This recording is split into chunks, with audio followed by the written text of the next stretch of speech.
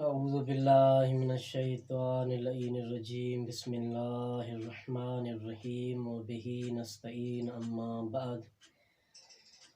لا اعتكف في مسجد معين فاتفق مانع من البقاء فيه بطل ولم يجزي اللبس في مسجد آخر.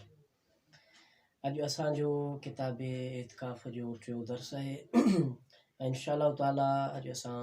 3 खां 4 मसला इंशाअल्लाह ताला बयानु कंदासीं ऐं बिल्कुलु आसान। पहिरियों मसलो 1070 नंबर मसलो जेको सो असां हाणे इब्तिदा करे रहिया आहियूं। त सैयद फरमाइनि था अगरि को शख़्स एतिकाफ़ करे थो ऐं एतिकाफ़ जे दरमियान का माने शरी उज़ुर पेश अचे थो, का माने शरी पेश अचे थी, हुनजो एतिकाफ़ छा थींदो, बातिल थी वेंदो। ऐं उन जे लाइ त पोइ इहो काफ़ी न थींदो त हू मसलन उन मस्जिद खां ॿी मस्जिद में या उन मस्जिद में जेको सो एतिकाफ़ करे जेको सो इहो काफ़ी न थींदो। सैयद फरमाइनि था लव एतकफ़ फ़ी मस्जिदिन मुअय्यनिन, अगर को शख्स के मुअय्यन मस्जिद में एतिकाफ़ करे रहियो आहे फतफ़क मानिउ मिनल बकाए फ़ीह, ऐं उन एतिकाफ़ जे दरमियान त हुन एतिकाफ़ में का माने अगरि हुनखे पेश अचे थी बतल, त एतिकाफ़ छा थींदो, बातिल थींदो। मसलन 2 ॾींहं एतिकाफ़ कयईं, 3 ॾींहं में जेका ऐसा माने पेश अची वई, एतिकाफ़ छा थींदो, बातिल थींदो। मसलन 28 29 जेको सो एतिकाफ़ में वियो ऐं जीअं ई 3 तारीख़ थी हिन पासे जेको सो ईद जो चंडु ॾिसण में अची वियो ऐं ईद थी वई, त हाणे उहो 3 ॾींहुं जेको तुंहिंजो रोज़ो रखणु सही न थींदो ऐं एतिकाफ़ छा थी वियो, बातिल थी वियो। मसलन का मिसाल असां जेका त वठी सघूं था हिते। ऐं सैयद फरमाइनि था वलम युजज़े अलुब्सु फ़ी मस्जिदिन आख़र, ऐं ॿी मस्जिद में बि हुनजो वेहणु एतिकाफ़ करणु काफ़ी न सम्झो ईंदो। पोइ हाणे हिन जो हल ऐं सूरत इहा आहे त सैयद फरमाइनि था वल अहवतु लुज़ूमन क़ज़ाउहु इनकान वाजिबन इनकानल एतिकाफ़ो वाजिबन फ़ी मस्जिदिन आख़र। सैयद फरमाइनि था हाँ एहतियात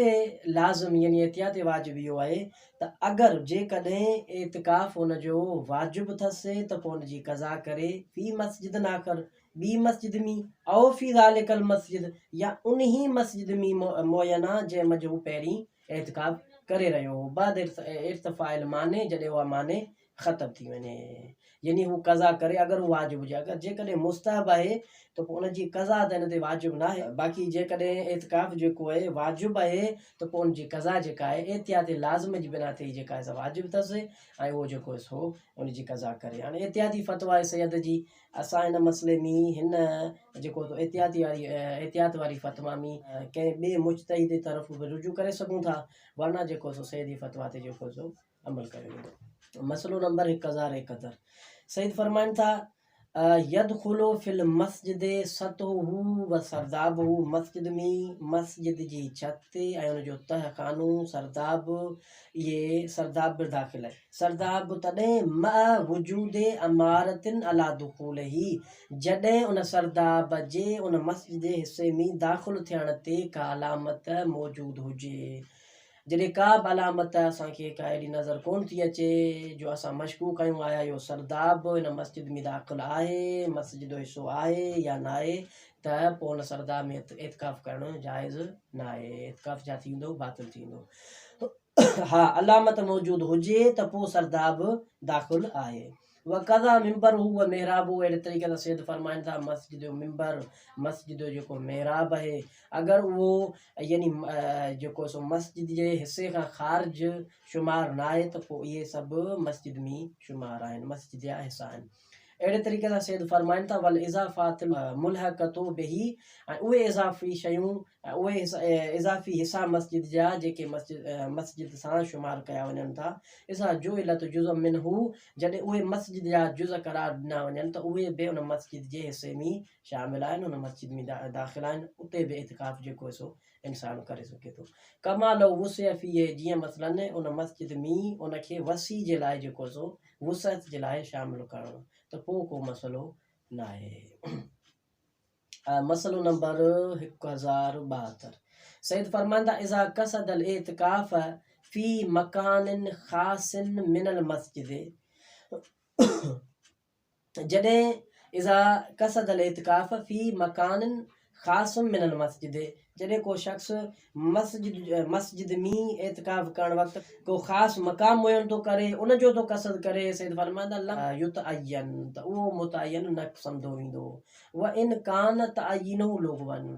अगरचे उन जी जेका आहे सा इहा तअय्युन करण ई जेका आहे सा छा आहे लॻु आहे, कंहिं कम जी न आहे।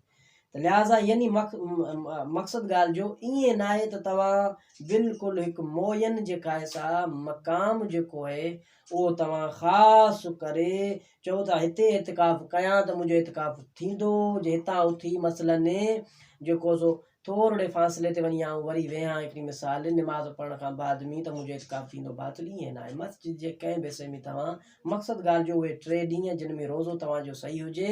उहे तव्हांखे मस्जिद में गुज़ारणा आहिनि, उन्हनि हिसनि में जेके मस्जिद में शुमार थियनि था। ईअं न आहे त तूं का जाइ मुक़ररु कर, इहो माना तुंहिंजे ज़हन में हुजे या न हुजे त मसलन हिते अगरि आऊं हीअ ई मुंहिंजी जाइ आहे, हिते ई आऊं एतिकाफ़ कयां थो, हिते उथ त मुंहिंजो एतिकाफ़ बातिल थींदो वग़ैरह, उहा जॻह बि मुयन न कई वेंदी ऐं उहो एतिकाफ़ बल्कि उहा उनजो मुयन करणु अगरि जे ई लॻु आहे। वसलाम वलहम्दुलिल्लाहि रब्बिल आलमीन।